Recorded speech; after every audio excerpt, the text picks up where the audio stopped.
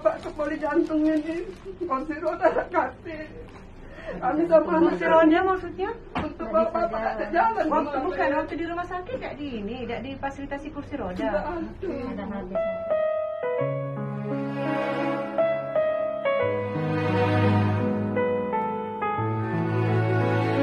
Kondisinya lagi banyak pasien yang membutuhkan kursi roda. Padahal sebenarnya kursi rodanya ada. Ibu tidak perlu khawatir, sudah standar kursi rodanya. Kalaupun tidak pakai kursi roda, di sana sudah ada dari kita. Ibu jangan, ibu bapak kan sakit, ibunya yang harus kuat, semangat, hapus air mata bu. Memang kayak inilah kehidupannya tidak kate yang sempurna, nak indah terus. Ada waktunya memang pasang surut ya pak ya.